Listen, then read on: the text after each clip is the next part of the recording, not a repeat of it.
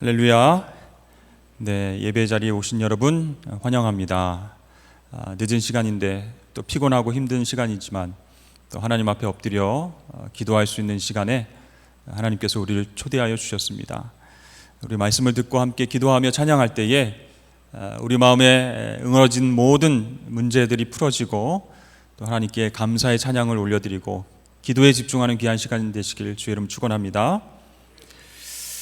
예수님 당시에 율법을 정말 연구하고 그 말씀대로 살려고 노력했던 사람들이 많이 있었습니다. 그런데 그 종교 지도자들을 예수님께서 칭찬하신 적이 별로 없었다는 것이 중요한 사실이죠. 도리어 그 사람들을 책망하시고 또 회칠한 무덤이다, 외식하는 자다 이렇게 나무라셨습니다. 왜 그러셨을까요? 그들의 받은 말씀과 또 살고 있는 그 삶은 자기 모순에 빠져 있었고 이중적으로 분리되고 형식화되어 있었기 때문입니다. 비단 이것은 그들만의 문제가 아니기 때문에 우리가 지금 신앙생활 하면서도 받은 말씀 따로 삶 따로 우리에게도 참 중요한 문제다라고 하는 것이죠. 자, 예수님께서 바리새인과 종교 지도자들을 향해서 외식하는 자들아 이렇게 책망을 하셨는데요. 이 외식하는 자라고 하는 그 헬라어 단어는 배우를 뜻하는 그런 단어입니다. 그래서 예수님이 그들을 향해서 뭐라고 외친 거예요? 이 배우 같은 놈들아. 굉장히 칭찬일 것 같지 않습니까? 배우는 굉장히 잘생기고, 그죠? 네, 화려한 조명을 받고 그런 사람인데 왜 배우 같은 놈들아 이렇게 책망하셨을까요? 그 당시는요, 인쇄술이 잘 발달하지 않아서 연극을 통해서 사람들이 문학 작품을 그렇게 대하게 됐습니다. 그리고 그 당시에는 글을 쓸 수 있는 사람 또 읽을 수 있는 사람들이 많지 않아서 이 연극을 통해서 그 시대의 문화를 접할 수 있었던 것입니다. 그렇기 때문에 이 배우는요 굉장히 인기가 많았습니다. 그 시대에도요. 배우가 한마디 한마디 대사를 할 때마다 청중들은 귀를 쫑긋 세우고 무슨 말을 하는가 집중했습니다. 그 배우의 얼굴 표정과 말과 대사 하나하나를 다 놓치지 않고 들으려고 집중했죠. 그래서 그 청중들은 배우를 보면서 울고 웃으면서 그 스토리에 막 몰입을 했습니다. 근데 여러분, 배우는 어떤 사람입니까? 연극 무대 위에서 하는 말과 대사와 자기의 삶이 일치할 필요가 없는 사람입니다. 연극 무대에서 한 대사대로 살아야 됩니까? 아니죠. 연기는 연기일 뿐이죠. 그러니까 자신의 대사, 연극 무대 위에서 내뱉었던 말과 실제 삶은 다르다는 겁니다. 그래서 예수님께서는 말씀을 듣고도 행하지 않고 속과 겉이 다르게 행동한 그 바리새인들과 종교 지도자들을 향해서 연기하는 자들아, 배우들아 이렇게 꼬집어서 책망을 하셨던 것입니다. 제가 이제 예루살렘에 간 적이 있었습니다. 아주 오래전 일인데요. 성지순례를 가서 예루살렘에 머물게 됐는데 안식일이 되었는데 희한한 광경을 목격을 했습니다. 엘리베이터가 있는데 안식일 전용 엘리베이터예요. 유대인들이 그걸 탑니다. 급한 나머지 저도 이제 그걸 같이 탔어요. 근데 버튼을 누르는 것까지 안식일에 일을 하는 것이다 그렇게 생각해서 아예 층마다 자동으로 멈추게 되어 있습니다. 한국 사람들 굉장히 성격이 급하지 않습니까? 네, 이렇게 타고 있는데도 계속 닫힌 버튼 누르면서 빨리 가자 빨리 가자 이렇게 하는데 한 층 한 층 멈추니까 얼마나 막 소리 터지겠어요. 버튼을 아예 안 만들어 놓은 겁니다. 안식일 전용 엘리베이터는 누르는 것 자체도 이게 일하는 거다 그래서 금지시된 거예요. 그럼 불을 켜고 끄는 것도 하나님의 창조 행위에 속한다. 금지되어 있습니다. 특별히 그런 부분들에 대해서 금지가 되었기 때문에 유대인들은 이방인들에게 부탁을 하는 거예요. 유대인들이 아닌 사람에게 불 좀 켜주실래요? 안식일 날에 좀 버튼 좀 눌러주실래요? 외국인들에게 그런 부탁을 하는 거예요. 저도 그런 부탁을 받았습니다. 해줄까 말까 막 이렇게 고민하다가. 네. 여러분 참 웃기죠? 자신들은 선택받고 구원받아야 하니까 이방인들에게 부탁을 하는데 이방인들은 구원받지 못해도 된다는 거예요. 그런 논리 아니겠습니까? 너네들은 전기불을 켜고 끄고 버튼을 누르고 이런 걸 해도 돼. 근데 우리는 아니야. 우리는 구원받은 하나님 백성이기 때문에. 그런 모습을 보면서 저도 여러 가지 생각이 들었습니다. 유대인들을 욕할 것이 아니라 혹시 우리가 신앙을 갖고 있는 우리가 말씀을 받고 순종한다 하면서도 그 말씀과 일치된 삶을 살고 있는가? 하나님께서는 우리가 행복하길 원하셔서 말씀을 주시고 순종하길 원하시는데 우리들은요, 우리들의 이기적인 그런 판단과 생각으로 자기 모순에 빠져서 신앙생활을 하고 있는 것은 아닌가? 그런 모습을 보면 유대인과 똑같다라는 거예요. 다를 게 없다라는 것이죠. 자, 오늘 베드로의 이야기를 통해서 우리의 신앙의 모습들을 한번 점검해보고 우리가 혹시 이중적인 삶을 살고 있는 것은 아닌가? 말씀 속에서 우리가 통합된 삶을 살아야 되지 않을까? 한번 생각해 보기를 원합니다. 자, 오늘 말씀을 통해서 이 베드로 사도가 사도행전에 보면 설교하는 내용들이 많이 나오죠. 부활하신 예수 그리스도를 증거하고 있습니다. 그러니까 바울과 거의 경쟁적으로 이렇게 복음을 전하면서 가는 곳마다 하는 나라를 선포하고 확장을 경험하게 되는 것이죠. 오늘 읽은 본문 말씀은요, 베드로가 이방인들에게 한 첫 번째 설교다 이렇게 여러분 생각하시면 되겠습니다. 유대인들이 아니라 하나님을 알지 못하는 이방인들에게 첫 번째 행한 설교예요. 근데 설교의 그 첫머리를 서두를 잘 살펴보면, 자, 베드로는 하나님께서 이방인이라도 하나님을 경외하는 자들을 받으시는 줄 깨달았다 이렇게 얘기하고 있습니다. 그 얘기는 결국 뭐죠? 그전에는 알지 못했다라는 거죠. 어떤 사건이 있었길래 이 베드로의 생각과 인식이 바뀌게 되었을까? 이방인을 향해서 예수 그리스도의 복음을 담대하게 전하게 되었을까? 한번 살펴보도록 하겠습니다. 그러려면 이제 9장을 좀 보셔야 되는데 9장 31절부터 쭉 말씀을 보면요, 지금 다 볼 수는 없지만 제가 설명해 드리겠습니다. 베드로는 루다와 요바에서 하나님의 능력을 힘입어서 중풍병자인 애니야를 일으켜 세웁니다. 그리고 다비다라고 하는 여인을 살려내는, 죽은 여인을 살려내는 그런 기적을 베풀게 됩니다. 특히 요바에서 일어난 그 일들, 그 기적은 사람들에게 큰 반향을 일으켰습니다.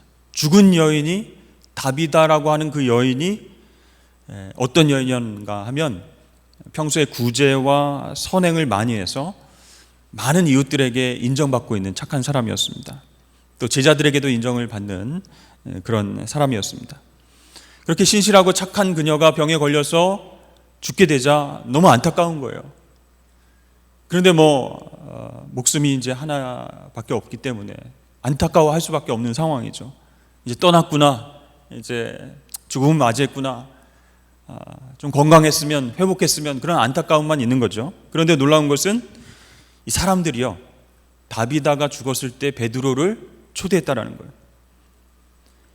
이 다비다라고 하는 이 여인이 죽은 것을 확인하고도 베드로를 불렀다라는 것입니다. 이미 죽은 그녀를 추도하는 분위기, 애도하고 추도하는 분위기가 아니라 베드로가 이 자리에 오면 혹시 놀라운 기적을 경험할 수 있겠다라고 하는 믿음으로 베드로를 초청한 거예요. 그것은 베드로의 평판이 어땠는가를 우리에게 보여주는 거죠. 이미 베드로는 하나님과 함께하는 사도다. 놀라운 하나님의 능력을 많은 이들에게 보여줄 수 있는 그런 제자다. 그런 소문들이, 그런 확신들이 굉장히 퍼져 있었다는 겁니다. 불가능을 가능케 하시는 하나님, 그 하나님의 아들 예수 그리스도와 함께 놀라운 기적들을 경험했고, 이제 그리스도 예수의 능력으로 복음을 증거하면서 놀라운 기적을 베푸는 그런 제자가 바로 베드로다. 그렇게 확신하고 이미 죽은 그 다비다의 그 문제를 해결할 수 있다라고 생각하고 베드로를 초청한 거예요. 여러분, 베드로는 어떻습니까? 예수님을 만나기 전에는 갈릴리 바다에서 고기를 잡고 생계를 유지했던 그런 어부였습니다. 평범한 뱃사람이었죠. 그러나 예수님을 만나고 그 인생이 완전히 바뀌었습니다. 십자가의 고난과 또 부활의 승리를 맛보면서 이제 더 이상 옛날 베드로가 아니에요. 옛날 시몬이 아니었어요. 이제 성령 충만해서 성전 미문 앞에 앉은 안진뱅이를 향하여서 내가 은과 금은 없지만 나사렛 예수 그리스도의 이름을 명하노니 일어나 걸으라, 이렇게 담대하게 선포하고 치유를 하는 그런 제자로 변했습니다. 수많은 사람들 앞에서 두려움 없이 예수를 믿으십시오. 그분이 하나님의 아들이시고 메시아이십니다. 그분을 믿으면 우린 구원받습니다. 이렇게 복음을 선포하는 담대한 주님의 제자로 거듭났습니다.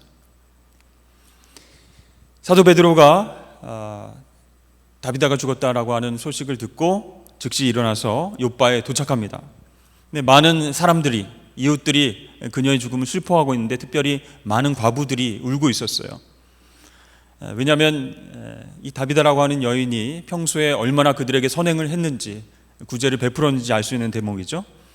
생전에 그녀가 만들었던 속옷과 겉옷을 베드로가 이렇게 보니까 정말 이것으로 이웃들을 많이 섬겼구나. 이 하나님 사랑과 이웃 사랑의 마음이 확 느껴지니까 베드로의 마음도 많이 울컥했었던 것 같습니다. 하나님, 이 여인의 생명을 조금 더 연장시켜 주셨으면 이 이웃들과 더불어서 하나님을 찬양하고 더 큰 일들을 할 수 있었을 텐데요. 너무 안타깝습니다. 그래서 아쉬움과 슬픈 마음을 가진 채 그곳에 당도를 했죠. 그런데요, 베드로의 마음 가운데 성령께서 아주 강한 음성으로 이렇게 세우라, 그런 음성을 들었습니다. 이 베드로는 간절한 기도를 드린 후에 아주 담대하게도, 보통 사람들이 듣기에는 황당하게도 다비다야 일어나라, 이렇게 외칩니다. 그때 정말 눈앞에서 의심할 수밖에 없는 상황, 기적과 같은 상황이 일어납니다. 이미 숨을 거두었던, 육체의 생명이 떠났던 그 다비다가 후 하고 숨을 내쉬면서 정신을 차리고 일어나는 겁니다. 죽었던 여인이 다시 생명을 얻게 된 것입니다. 여러분, 이 광경을 목격한 많은 사람들이 어떤 반응을 일으켰을까요?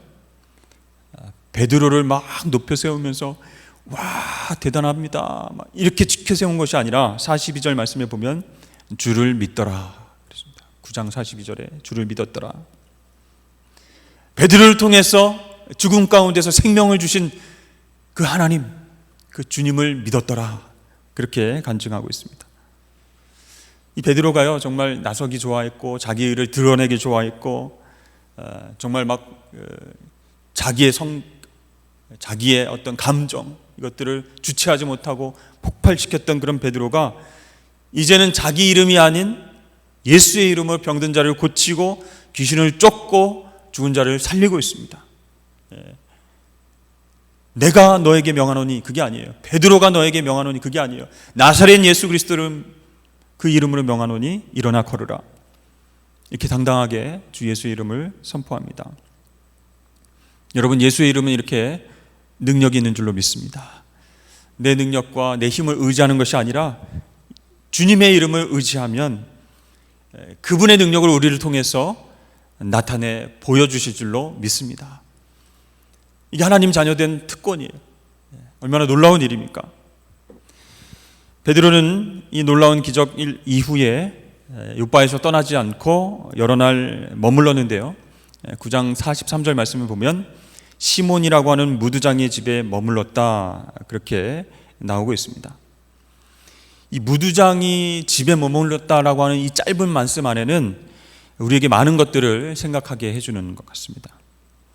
여러분, 욥바에서 일어난 엄청난 그 기적과 같은 일들, 그것을 목격한 수많은 무리들이 어떻게 했을까요? 베드로를 서로 자기 집에 데리고 가려고, 좀 대접하려고 그렇게 초대를 했겠죠.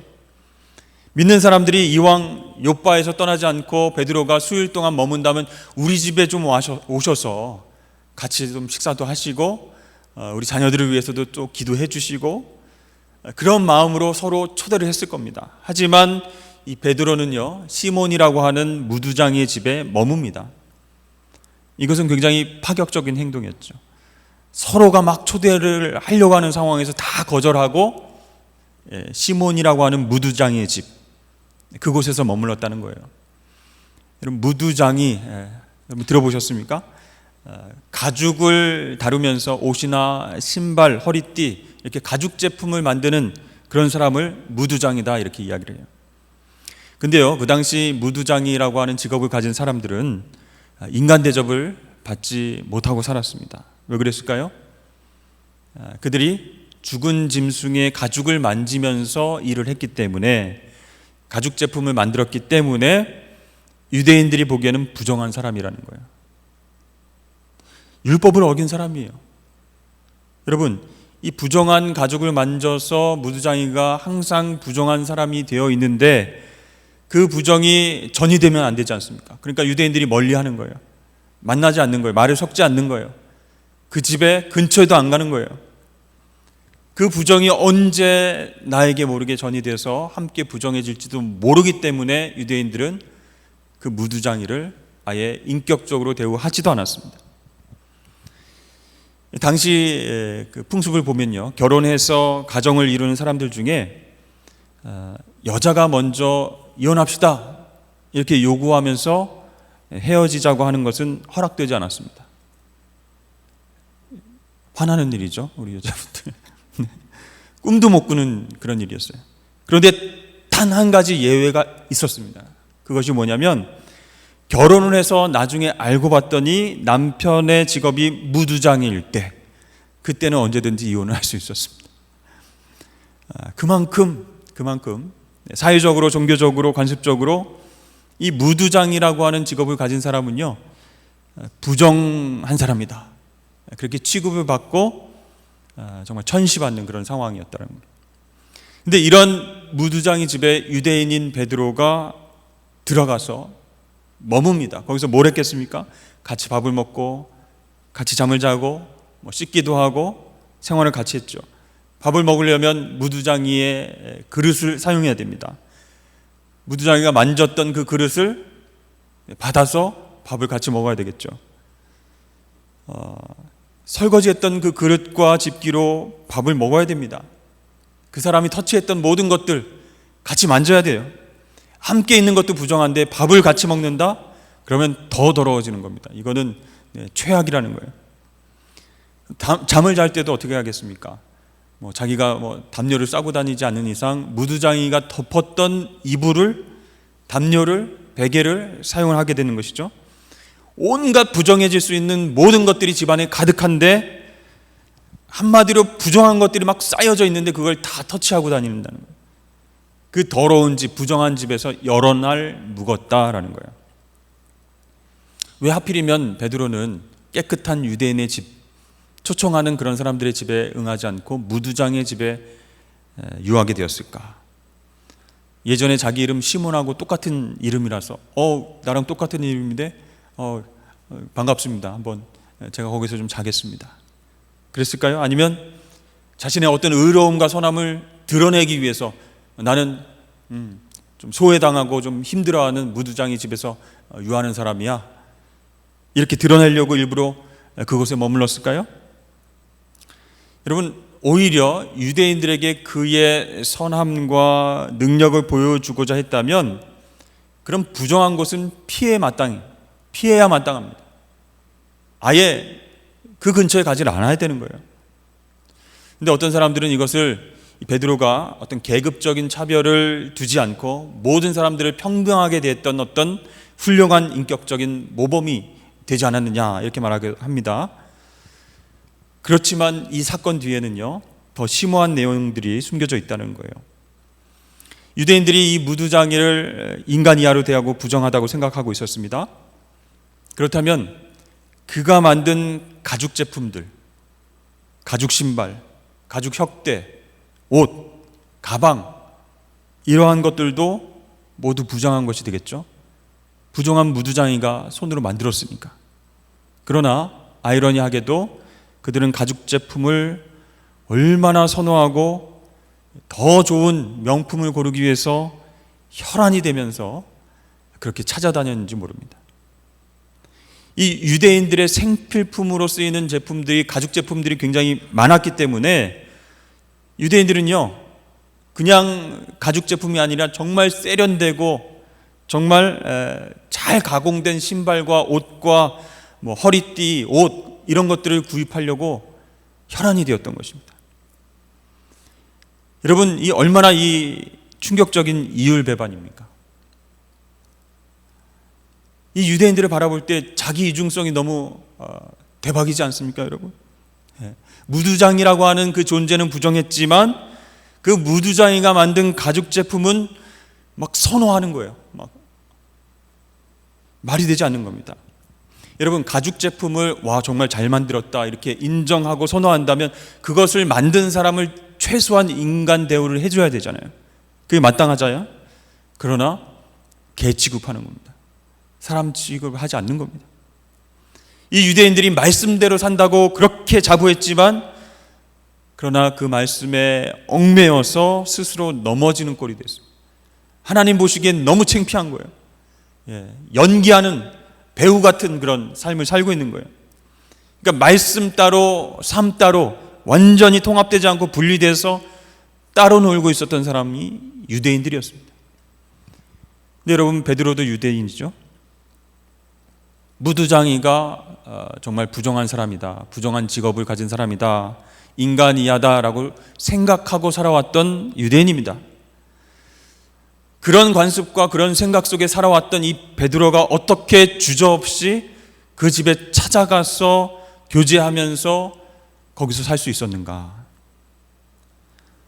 여러분, 예수님의 그 말씀 안에 비춰봤을 때 이 무두장이도 하나님의 자녀라는 걸 깨달았다는 거예요. 그분께서 귀하게 도구로 쓰실 수 있는 하나님의 자녀라는 거예요.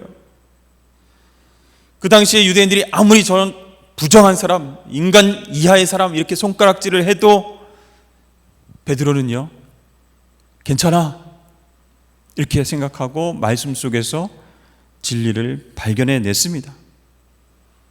그리고 그동안 유대인으로서 자기 이중성과 모순을 주님 앞에 회개하면서 반성하는 마음으로, 그렇게 더 따뜻한 마음으로 이 무두장이 시몬의 집에 머물렀던 것입니다. 이와 같은 이 베드로의 모습을 보면요, 정말 유대임에도 불구하고 철저한 자기 반성과 자기 통합의 모습을 보여줍니다. 이게 어떻게 가능합니까?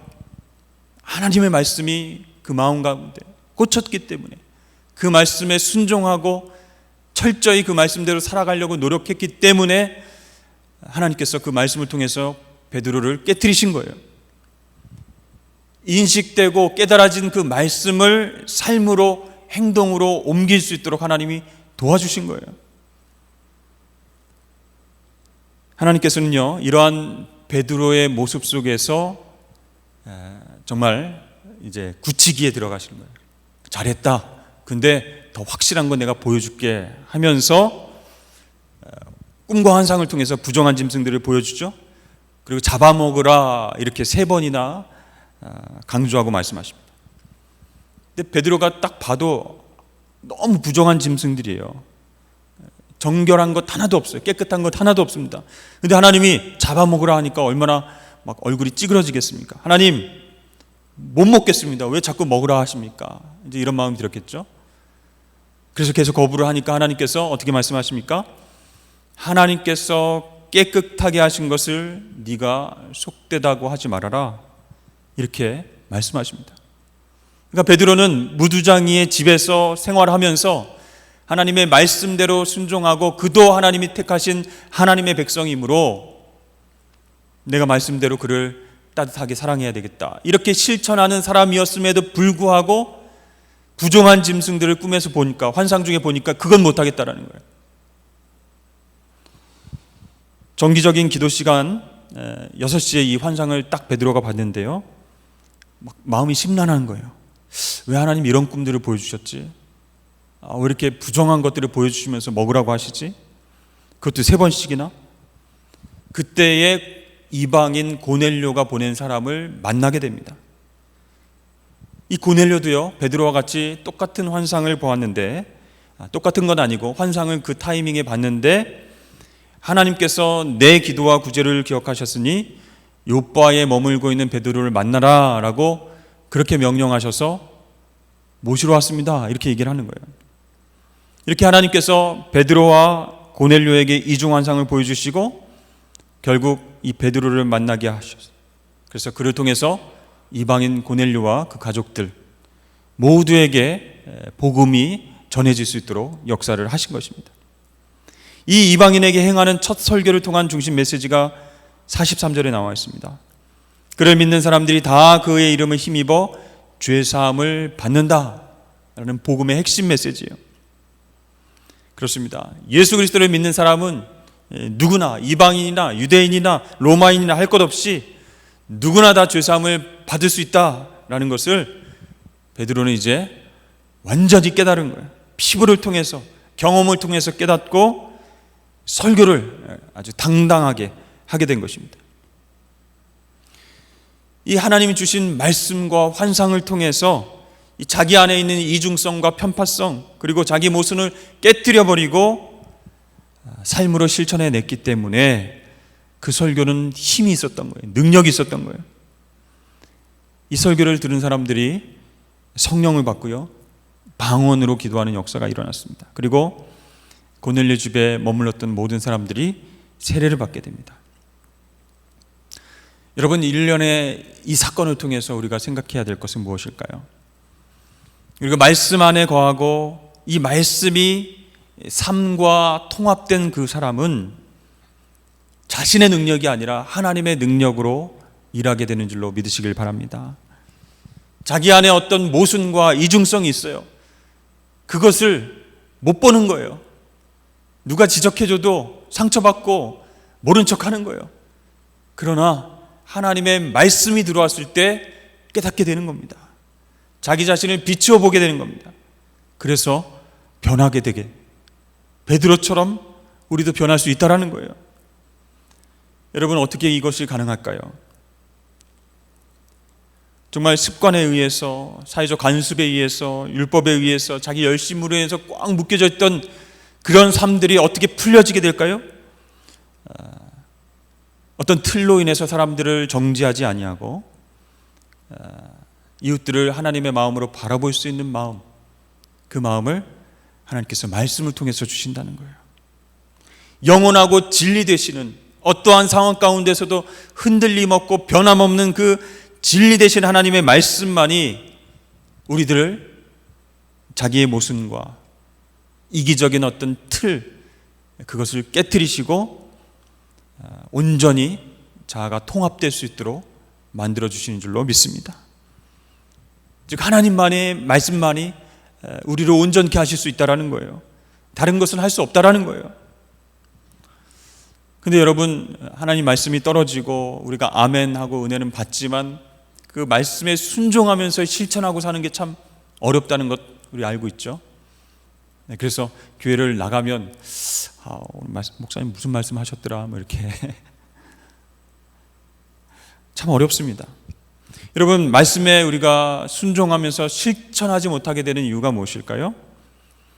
그것은 나라고 하는 그 존재와 사회와 이웃에게 비춰지는 그 존재 사이의 틈, 그게 굉장히 크기 때문입니다.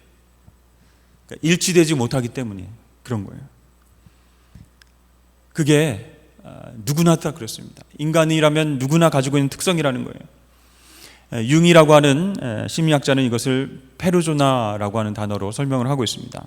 페르소나는 집단 정신의 한 단면인데요, 그것은 흔히 개성이라고 착각하기 쉬운 가면이라고 할 수 있습니다.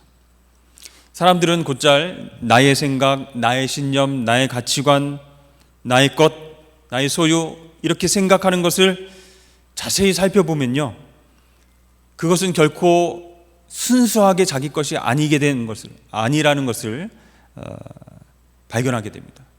그게 어디서부터 왔냐면 자기 생각이 아니라 남들의 생각, 다시 말하면 부모님의 생각, 선생님의 생각, 다른 친구들이 얘기해 준 그 생각들, 그것들의 반영으로서 내 생각으로 자리 잡게 된 게 많다라는 거예요. 그래서 페르소나는 내가 나로서 가지고 있는 것이 아니고 남과 다른 사람들에게 보이는 나를 더 크게 생각하는 특징을 가지고 있다는 거예요. 이것은 진정한 자아하고는 완전히 다른 것이죠. 근데 여기 여러분들도 계시지만 이 한국 사회가, 한국 사람들이 이런 특징들이 굉장히 두드러지게 나타나는 민족이라는 겁니다. 그러니까 진정한 자기는 없고 남들에게 들은 것, 또 영향을 받은 말, 교사 선생님의 어떤 인상적인 그런 멘트, 이런 것들이 조합이 돼서 마치 자기 생각처럼 얘기하는 것들이 많다라는 거예요. 진정한 자아는 드러내기 못하고 그런 것들로 이게 나야 라고 사회에서 비춰지는 모습들을 더 중요하게 생각하기 때문에 그렇게 나타낸다는 거예요. 여러분, 이렇게 분열되고 자기 이중성을 가지기 쉬운 존재, 그게 바로 우리인데, 그런 우리가 누굴 만나야 진정한 회복을 얻을 수 있다고 했죠? 바로 하나님을 만나야 된다는 거예요. 하나님을 만나야 분열된 우리의 자아가 통합될 수 있다는 거예요.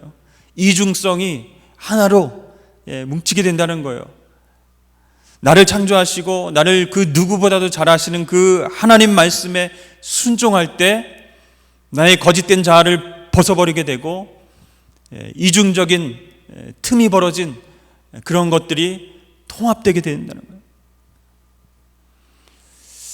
오늘날 우리 하나님께서 저를 포함한 여러분들의 신앙의 모습을 보면 어떻게 말씀하실까 굉장히 좀 두렵습니다.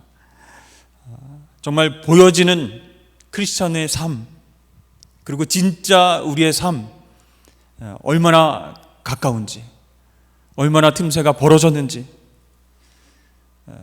그건 하나님이 아신다는 거죠. 근데 그 간격을 좁히는 것, 그리고 마침내 통합하는 것, 그것은 하나님의 말씀의 능력이 아니고서는 불가능하다는 것입니다.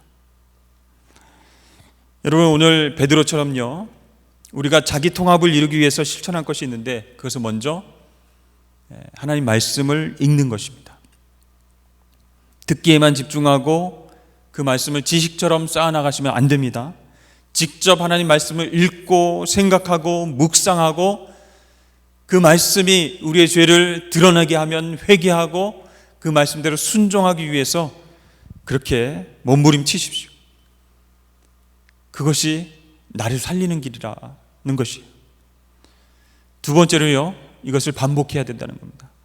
단시간에 이루어지는 것이 아니기 때문에 계속 훈련해야 된다는 거예요. 그 말씀에 내 존재가 푹 침잠하게 되어서 말과 행동에 영향을 주게끔 만들 수 있도록 시간을 들여서 반복해서 말씀을 읽어야 됩니다. 우리 남자분들 계신데요, 2년이 넘는, 조금 넘는 3년 정도 하신 분들도 있지만 군 생활을 해보신 분들은 정말 그 여파가 지금까지 남아있는 분들이 있죠. 특별히 어떤 부분에 있어서냐면 언어의 폭력성에 막 노출되는 거죠. 2년, 3년 동안 그 군 부대 안에서 저는 화려한 그 욕의 향연들을 다 들었습니다. 전국에 있는 욕들을 다 들었어요. 그런데 막 처음에 어지럽더라고요. 야, 이런 욕도 다 있나? 그런데요, 가만히 그게 무슨 뜻이냐고 물어보면 그것도 모르냐 하면서 또 욕이 나오는데 다 여성들을 비하하고 막 성적인 게 많고 막 남들을 어떻게 들으면 끔찍한 상상을 하게 해가지고 차마 움직이지도 못하게 하는 그런 욕설들. 이 언어의 폭력성에 노출되면요, 화가 날 때 자기도 모르게 이게 자기도 이렇게 하려고 하는 거예요. 욕이 튀어나오려고 하는 거예요. 제가 이제 꼬인 군번이라서, 꼬인 군번이라는 것은 막내 생활을 오래 한다라는 뜻입니다, 여러분. 그러면은 청소도, 화장실 청소도 오래 해야 되고, 네. 풀린 군번들은 금방금방 이게 후배들이 들어오는데 꼬인 군번들은 안 들어오는 거예요. 그래서 계속 이제 막내 생활을, 꼬인 군번이니까 여러분 얼마나 욕을 많이 들어먹었어요. 교회 간다고 욕 들어먹고, 빨리 안 뛴다고 욕 들어먹고, 깨끗하지 않다고. 네, 욕은 굉장히 많이 제가 많이 먹어서 2년 넘게 받은 욕으로 제가 장수할 것이다, 이런 자부심이 있습니다. 근데 제가 이제 고참이 됐어요. 상급자가 됐어요. 근데 제 밑으로 후배들이 들어오는데 막 답답한 게 보이는 거죠. 나는 저 때 안 그랬는데 라떼는 말이야 하면서 막 훈계를 해도 안 고쳐지는 거예요. 막 느릿느릿 걸어가는 거예요. 나 때는 말이야 막 빨리빨리 막 뛰어다니면서 청소하고 그랬는데 어디서 고참 앞에서 느릿느릿 야이 하면서 막 욕이 나올 뻔했습니다. 여러분, 욕했다는 게 아니고. 네. 여러분, 이게 습관이 무섭다는 거예요. 반복해서 하나님 말씀을 읽는다는 것은 다른 말로 하면 습관적인 그리스도인이 되어야 된다는 거예요. 매번 결단하고 말씀 읽어야지, 매번 결단하고 기도해야지, 그게 아니라 눈을 떴을 때 바로 무릎을 꿇고 눈을 떴을 때 말씀을 찾고, 그게 습관이 되면 얼마나 좋겠습니까? 매번 결단하지 않아도 되니까, 고민하지 않아도 되는 거예요. 여러분, 내 삶이 계속 말씀으로 훈련되어지면요, 이제 말씀이 나를 지배하면서 이끌어가게 되는 것이에요. 그러면 우리의 삶 가운데서 내 뜻과 내 계획이 아니라 하나님의 뜻대로 살고자 하는 그 방향으로 끌려가게 되는 것이에요. 사랑하는 여러분, 하나님은 우리가 행복하기를 원하십니다. 여러분 믿으십니까? 그래서 우리에게 말씀을 주시는 거예요. 하나님 말씀하시는 하나님이세요. 나에게 그 말씀 붙잡고, 약속의 말씀 붙잡고 일어서라고, 회복하라고, 다시 힘을 내라고 계속 말씀하시는 그런 하나님이세요. 자기 분열과 이중성 때문에 교회에서는 이렇게 생활하고 사회에서는 저렇게 생활해서 그 간격이 점점점 틈이 벌어져서 고통 가운데에 방황하지 않기를 원하시는 거예요. 그렇다면 우리가 해야 할 일이 무엇이겠습니까? 말씀을 붙잡는 거예요. 영원한 진리의 말씀을 붙잡고 그 이중성과 자기 분열의 문제를 해결해 달라고 하나님 앞에 엎드려야 되는 것이에요. 그래서 하나님의 말씀만이 정말 나의 삶의 나침반이 됩니다. 그 말씀이 나를 이끌어가길 원합니다. 하나님, 오늘 나에게 어떤 말씀을 주시는가요? 기대하면서 묵상하고 순종하기로 애쓰면 하나님께서 하나님 때에 우리를 진정한 자기 통합의 길로 이끌어 주실 줄로 믿습니다. 여러분, 하나님의 말씀을 통해서 베드로처럼 연약했던 그 사람도 정말 오늘 말씀을 통해 보니까 이방인들을 향하여서 당당하게 자기의 틀과 옛날 사고방식을 깨트려 버리고 하나님의 이방인들도 사랑하십니다. 구원해 주십니다. 예수 그리스도의 복음을 믿으십시오. 이렇게 당당하게 설교했던 베드로처럼 우리도 하나님 말씀을 통해서 자기 통합을 이루면서 정말 하나님 보시기에 부끄럽지 않는 삶, 이웃들에게 정말 복음을 당당하게 외칠 수 있는 그런 하나님의 자녀가 되시길 주의 이름으로 축복합니다.